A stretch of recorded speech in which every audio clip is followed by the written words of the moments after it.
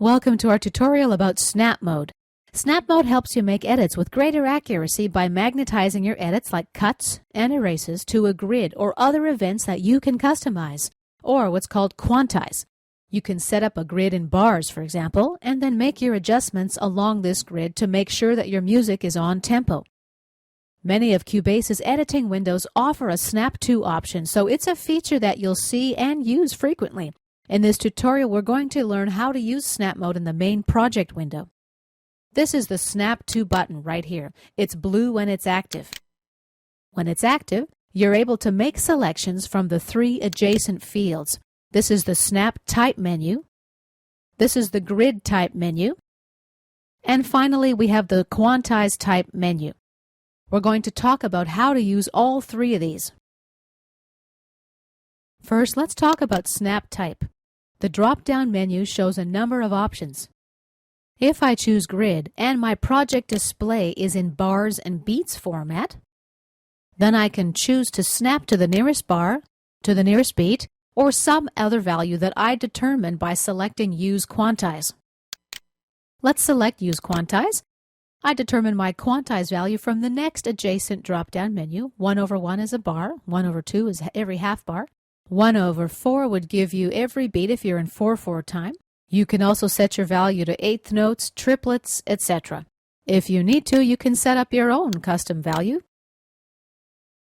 You can establish the grid, the type of rhythm, and a number of other options. We'll be covering quantize setup in more detail later in this course. Let's close this window for now.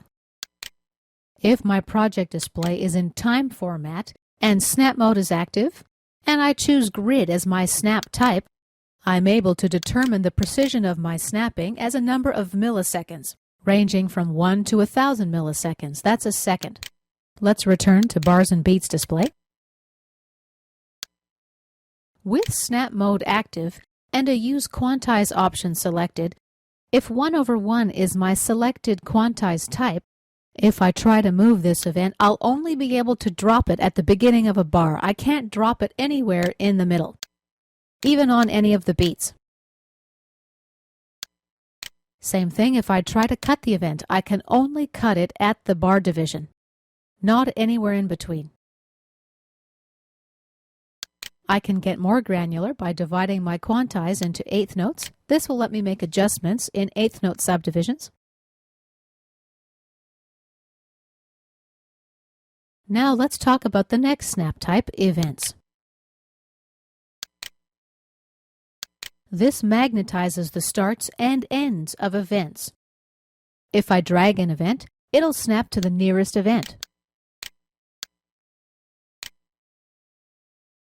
This is a good way to ensure that there's no space between events. Let me just zoom out a little bit. Now let's talk about the next snap type, shuffle. In shuffle mode, I can switch parts around really easily and snap them right together. If you cut out something, everything after it jumps in the timeline to close the gap. Parts will reverse to accommodate the new order. All the edges will neatly snap together without any spaces, so this might be a good way for you to create some loops.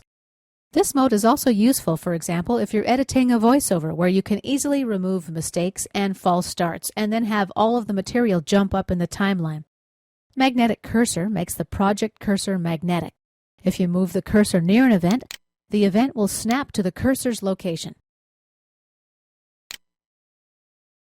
The other modes you see here are combinations of the grid, events, shuffle, and magnetic cursor types. And this concludes our tutorial on Cubase's Snap Quantize feature.